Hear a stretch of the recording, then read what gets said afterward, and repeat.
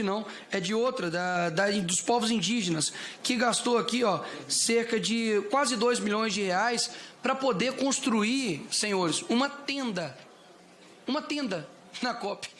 Eu acho que é a tenda mais cara desse país, é o metro quadrado mais caro, ultrapassa Lourdes, lá em BH, Ipanema, enfim. Eu só queria pegar uma carona aqui na fala do nosso amigo e lembrar a todos os deputados da responsabilidade que a gente tem com a verdade e a responsabilidade que a gente tem que ter com as nossas falas. E por que eu digo isso, senhor presidente? Porque às vezes a gente leva dezenas de anos para construir uma política pública que dê conta de fazer justiça social, mas a gente leva segundos, minutos para destruir essa política pública. E eu escutei aqui, atento, a fala do deputado Nicolas, e a gente vive hoje um capítulo muito pobre da política brasileira, porque, infelizmente, em virtude das redes sociais, a mentira se espalha numa velocidade enorme. E essa mentira, às vezes, dá conta de destruir políticas públicas importantes. A gente tem um débito enorme, né, com a população indígena. Eu vi ele dizendo aqui que foram gastos mais de 2 milhões de reais numa política que acontece desde 2004 aqui no Brasil, que é insuficiente ainda para a gente reparar todo o débito que a gente tem com esse povo indígena, e que não foi a construção de uma tenda, foi um investimento num grande evento para mais de 6 mil indígenas, com várias tendas. Mas, infelizmente, as pessoas não se dão conta disso. É louvável, sim, que essa comissão possa estar atento à qualidade do gasto público. E a gente quer isso sim, mas eu não vi a mesma disposição do deputado Nicolas quando o Bolsonaro gastava milhões com carreata. Ele gosta tanto de dar Google, e eu dei um Google aqui para saber quanto que custou as carreatas do Bolsonaro. Custaram mais de 5 milhões de reais, segundo a reportagem do estado de São Paulo. A última carreata dele custou quase 1 milhão de reais. Então, pelo amor de Deus, não vamos criticar as políticas públicas, que são importantes e necessários investimentos nelas para a gente fazer justiça social aqui no nosso país. Veja só, infelizmente, é uma lógica ruim e perversa, segundo a qual primeiro você mente. Aí você dá uma ampla repercussão para aquilo, para o que é falso, e quando se esclarece, tenta se abafar com a repercussão amplificada daquilo que é falso.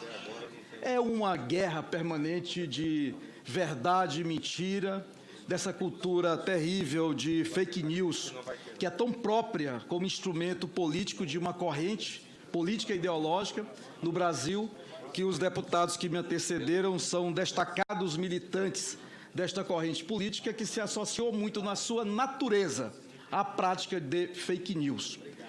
Desagravo de antemão a nossa ministra Margarete Menezes, uma pessoa que tem trabalhado com muita competência aí no Ministério.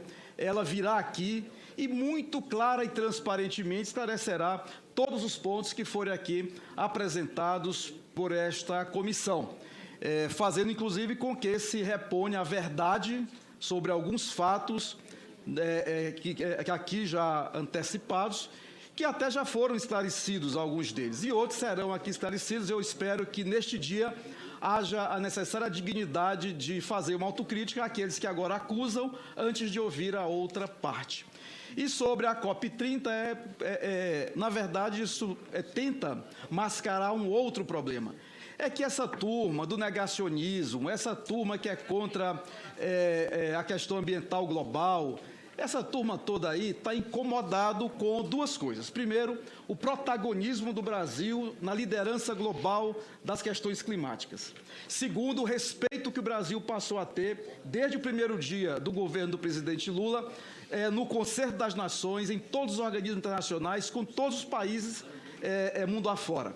E isso é que deságua também nesse momento tão importante, crucial, que é um momento, inclusive, da COP30, que deveria, para além de quaisquer diferenças políticas, para além de quaisquer diferenças ideológicas, unir o Brasil, porque essa é uma pauta importante para o Brasil, essa é uma pauta importante para o Pará, que anfitrionará, pauta importante para toda a região metropolitana de Belém, que anfitrionará, pauta importante para o mundo inteiro, porque aqui nós seremos, naqueles dias, a capital mundial desse debate tão estratégico, tão urgente, tão necessário, que o Brasil acolherá. Eu faço um apelo aqui, ao invés de tentar desqualificar um evento tão importante, que haja grandeza para que nós nos unamos, valorizando a presença de tantas pessoas do Brasil para a COP30, que não será a COP300. Deputado Nicolas Ferreira, o requerimento já foi aprovado. Eu entendo a preocupação de Vossa Excelência, que precisa pôr na rede social toda hora para poder ter audiência. Não foi aprovado, não. Mas queria dizer para Vossa Excelência... Acho que o senhor chegou agora, deputado. Não foi aprovado, não, viu, presidente? O senhor, que eu Fica saiba, mais um vídeo aí. Obrigado, deputado. que eu saiba, o senhor não é mal educado. Não, deputado. O que eu saiba, o senhor não é mal educado. Entendeu? Deixa eu falar. Depois o senhor se inscreve. Se inscreva, deputado. Se inscreva. Se inscreva. Se inscreva, deputado. Entendeu? Se inscreva. Deputado Gilmar Tato. Com a palavra o deputado O Gilmar requerimento é justamente, presidente, para... convidamos aqui a ministra Margarete Menezes para esclarecer, vamos inclusive ver a pauta, ver os assuntos que ela precisa esclarecer aqui e não fazer um pré-julgamento. O deputado Nicolas Ferreira já quer fazer um pré-julgamento, já joga no ar vários números, várias ações do Ministério, que aliás é uma excelente ministra, que tem a cara do povo brasileiro. Está de parabéns, presidente Lula, de ter escolhido a ministra Margarete Menezes como ministra da Cultura. É a expressão genuína da cultura brasileira, por que ela produz, do ponto de vista da sua música, da sua poesia, do seu canto, e nós temos que respeitá-la. Por isso que nós estamos aqui. Tinha requerimento de convocação, os deputados aqui concordaram, inclusive, de forma até educada, no sentido de fazer com que fosse um convite. Eu acho que essa comissão tem que proceder dessa maneira. Tem dúvidas, que é função dela, vamos chamar aqui o ministro, vamos chamar os representantes do governo, vamos chamar, inclusive, os órgãos de controle para nos esclarecer esta comissão. Então, primeiro esclarecer, primeiro ouvir, antes de fazer um pré-julgamento.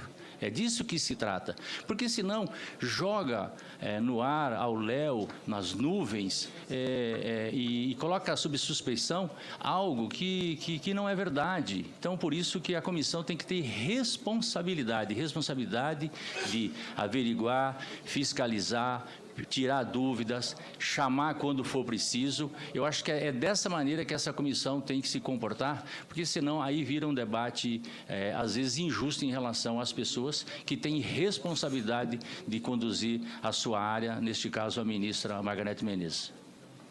Obrigado, deputado. Deputado Carlos Jordi. Só para contraditar, senhor presidente, pelo artigo 74, inciso 7, foi citado nominalmente, as acusações aqui, elas caem por si só, né? Pelo contrário, senhor deputado, isso deve ter chegado agora. Isso aqui não é para vídeo, não. A ministra vai vir aqui, já está transformada em convite. Ela vai esclarecer tudo. É função dessa comissão fiscalizar, sim. Mas essa comissão não pode fazer um pré-julgamento. Aliás, a COP30 ser no Brasil, nós vamos ser retrato para o planeta, gente. Nessa questão de transição energética, a COP30 vai dar uns indicadores e pauta internacional de como nós poderemos ter vantagem, se nós vamos preservar e conservar, que os outros paguem essa conta. É isso que incomoda a nossa oposição. Nossa capacidade política de articulação internacional é extraordinária. E a COP estar sendo realizada aqui no país, a COP30, é de uma relevância fundamental para a indústria brasileira, para todo o povo brasileiro, e quem está acostumado a fazer retórica de mentira deve estar se incomodando muito. E aí ficam fazendo sensacionalismo prévio numa comissão que tem que fiscalizar sim. A ministra virá aqui, vai explicar tudo certinho, e outros artistas tem já uma decisão, se não me falha a memória, do Conselho de Ética e com aval do Tribunal de Contas da União, que eles têm uma ação diferenciada, porque às vezes ocupa a função de ministros. Então isso também já tem acordo e entendimento, inclusive, com o Tribunal de Contas.